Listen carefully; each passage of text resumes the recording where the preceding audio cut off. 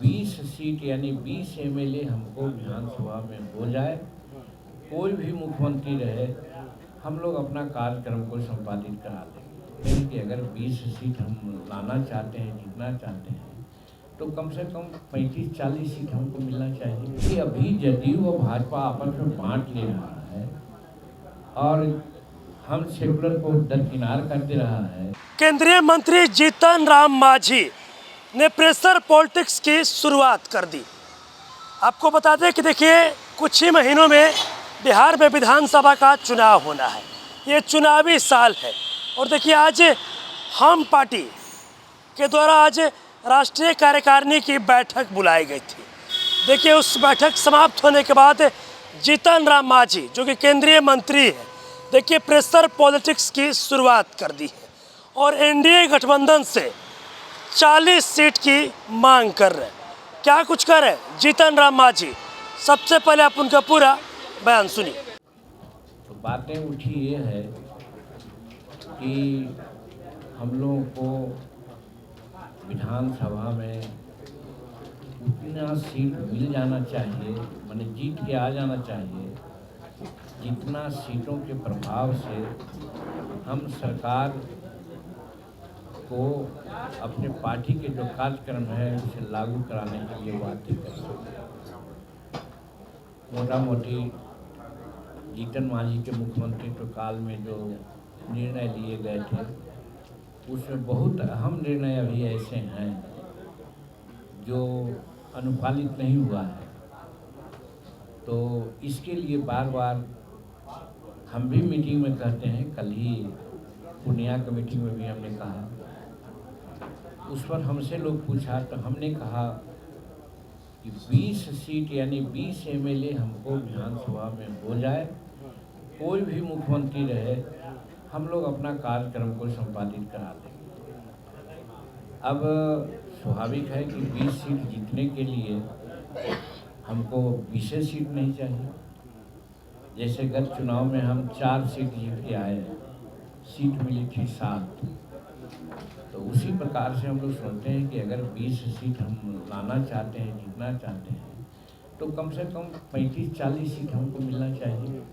ये हमारे कार्यकर्ताओं की राय थी, जो अनेक कार्यकर्ताओं ने इस बात की चर्चा की है। फिर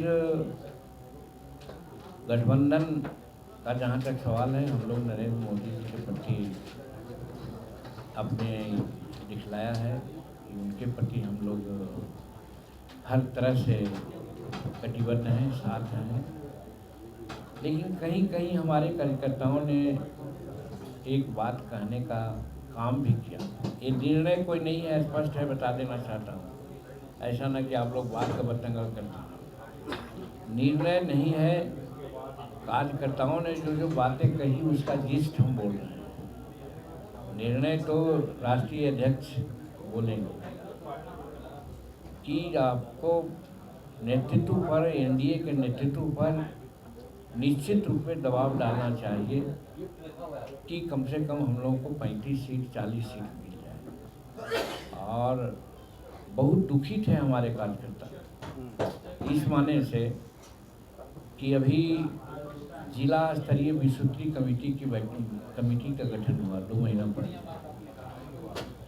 उस समय हमारे कोई जिला में हमारा उपाध्यक्ष नहीं बन दिया गया, या सदस्यों की संख्या जब गया में मात्र 1 सदस्य की संख्या दी गई, जहां 3 विधायक हैं, 1 एमपी है, वहां तो भाजपा और हिंदुस्तानी अवाम मोर्चा सेकुलर 3-3 सीट जीते हुए है, 6 सीट 10 सीट। तो अगर भाजपा का अध्यक्ष होता तो हिंदुस्तानी अवाम मोर्चा सेकंड का उपाध्यक्ष होता, या नहीं होता तो कम से कम 4, 5, 7 सदस्य होते, 4 सदस्य होते। एक जिला में नहीं था, इससे दुखी थे लोग। उसकी भड़ास आज निकाले हैं कार्यकारिणी में लोग। अध्यक्ष पर भी दोषारोपण किए हैं कि आपको इसके लिए बोलना चाहिए था।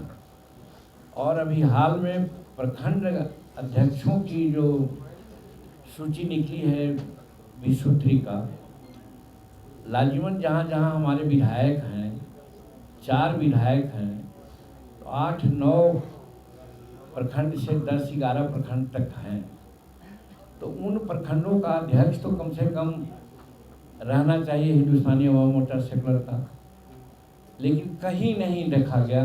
सब भाजपा और जदयू ने बांट लिया। इस पर बहुत गुस्सा में लोग थे और अपने नेतृत्व पर भला बुरा भी लोग कहा, साहब आपको बोलना चाहिए, लेकिन नहीं बोले। बात बनी है कि किसी सूरत से उनको कहा गया कि आप नेतृत्व को कहिए कि जहाँ जहाँ हमारा विधायक है, और विधायक के क्षेत्र में जैसे टेकारी है, टेकारी में 2 प्रखंड है जी, 2 प्रखंड है, तो 2 प्रखंड का कम से हर प्रखंड का अध्यक्ष होना चाहिए। इमामगंज है, वहाँ 3 प्रखंड है, वो 3 प्रखंड का अध्यक्ष होना चाहिए। बिस्तरी 12 में भी 3 प्रखंड है, वहाँ भी होना चाहिए। तो कम से कम ये करना चाहिए। और फिर जदयू इस पर एक प्रश्न उठता है कि हाँ सिकंदरा में भी है, तो इस पर प्रश्न उठता है कि अभी जदयू और भाजपा आपस में बांट ले रहा है और हम सेकुलर को दरकिनार कर दे रहा है। तो इस पर हम कहते हैं, हमने कहा है, बात किया है जेपी नड्डा साहब से, सम्राट अशोक चौधरी से, हम संजय झा जी से बात किया है और दिलीप जायसवाल जो अध्यक्ष हैं उनसे बात किया है कि भाई आप लोग हिंदुस्तानी अवाम मोर्चा सेकुलर को अपने गठबंधन में मान रहे हैं कि नहीं। उन लोगों ने कहा गलती हो गई, लिस्ट दीजिए हम सुधार देंगे। लेकिन कार्यकर्ता तो बहुत एग्रेसिव थे हमारे एग्जीक्यूटिव के लोग, इस तरह से हम लोग अपने को अपमानित समझ रहे कि नहीं करेगा। हम कहते हैं हमको भूख लगती है, हम मांगते हैं कि हमको मेवा मिष्ठान दीजिए, लेकिन माँ कहती है कि बउआ रोटी सब्जी और मिठाई में कर लो, सबर करते हैं ना। तो मेरा कहने का मतलब हुआ ना, पार्लियामेंट में हमको 2 पार्लियामेंट सीट और 1 राज्यसभा की सीट कहा गया था कि पत्थर का लकीर है, लेकिन मिला एक, लड़े ना, खबर लिया ना। तो मेरा कहने का मतलब हम एनडीए के प्रति कटिबद्ध हैं। एनडीए को हर हालत में हमारी पार्टी मदद करेगी।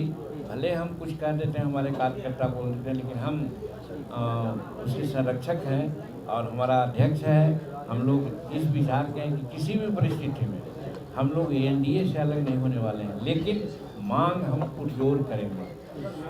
आज आप देख रहे हैं, कल हम पूर्णिया में मीटिंग किया, हिम्मत है किसी को? 15,000 वहाँ कार्यकर्ता थे, धूप में थे। हम पटना में कार्यकर्ता किए थे, कितने थे आप लोग देखे होंगे। और कल एगो और यहाँ बड़ा पैसा वाला मैनेज करने वाला भी लोग किए थे, उनका कैसा रहा वो भी आप लोग देख सकते होंगे। हम जमालपुर में किया, हम जहानाबाद में किया, हम गया में किया, हर जगह जहाँ जाते हैं हमारे 10,000 से नीचे हमारे लोग नहीं रहते हैं। तो हमारा फुटिंग है, हमारा कार्यकर्ता है।